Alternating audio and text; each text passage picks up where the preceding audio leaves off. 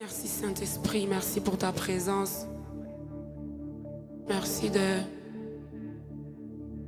rendre ces instants possibles. Merci pour ta grâce, le privilège que nous avons de te servir. La Bible déclare que l'obéissance vaut mieux que les sacrifices. C'est pendant que tu es debout que Dieu restaure tes membres. Dieu visite certainement un membre de ta famille qui est malade. Dieu te fait du bien et te positionne. Hein, président? Il te fait du bien et te positionne. Quand Dieu décide de t'élever, cela ne dépend pas de l'homme. Cela dépend de Dieu. Là où les hommes veulent te machiner, Dieu te dit non, je t'amène à la table des rois.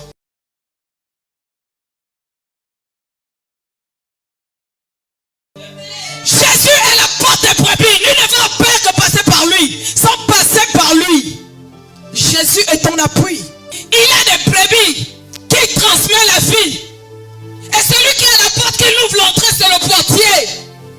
Jésus ici, c'est la porte des brebis. Le plus souvent, nous les chrétiens, nous allons vers la piscine pour prendre un baptême, le baptême d'eau. Mais après avoir passé par le baptême d'eau, ce qui confirme vraiment que tu es baptisé, c'est le baptême du Saint-Esprit. Amen. Parce que beaucoup prennent le baptême d'eau, mais ils n'ont pas le baptême du Saint-Esprit. C'est des personnes, on les appelle les brebis égarées.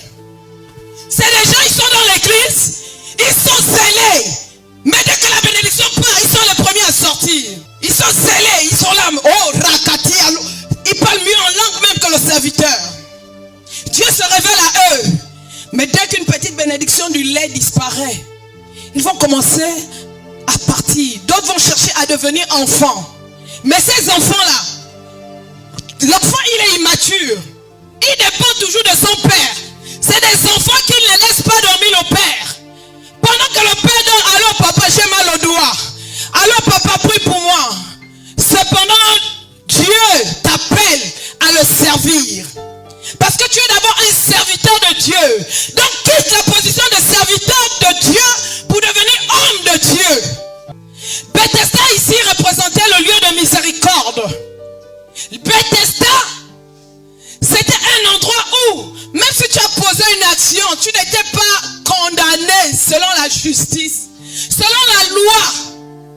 Dieu pouvait te racheter. Bethesda ici est représenté comme l'église. Ici c'est Bethesda où il y a tous les cas de maladie. Chacun vient avec sa pathologie, son problème naturel, spirituel, physique, tout. Le message le plus prêché aujourd'hui, c'est reçois ta bénédiction. Reçois ton mariage. Reçois ton élévation. Mais à quand nous allons prêcher? Bien-aimé, quitte le péché. Bien-aimé, Dieu ne bénit pas dans la fornication, dans l'adultère, dans le vol. Et surtout un cœur repentant. Un cœur repentant. David avait une parfaite connaissance de la parole de Dieu. Il savait que malgré le fait qu'il faisait son désordre, il savait se repentir. Parce qu'il connaissait l'autorité de Dieu. Aujourd'hui dans nos églises, rares sont ceux-là qui marchent selon la parole de Dieu.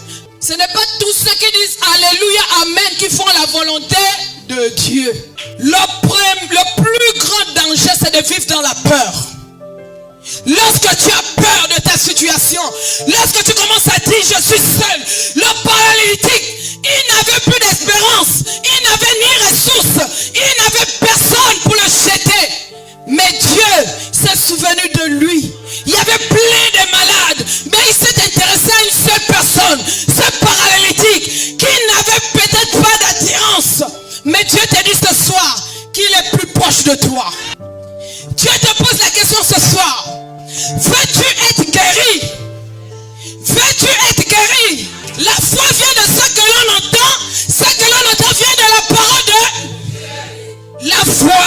Est une ferme assurance des choses qu'on espère et une démonstration de celles qu'on ne. L'invisible attire la foi. La Bible déclare, fais de l'Éternel tes délices et il te donnera ce que ton cœur désire. Ce que ton cœur désire, ce n'est pas le mariage. La priorité que Dieu te donnera, c'est ce qui est nécessaire pour toi.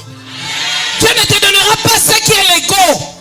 Parce que beaucoup veulent l'avoir parce que moi j'ai vu mon frère, il a un jet privé, moi aussi je dois avoir le même jet. Ça c'est l'ego.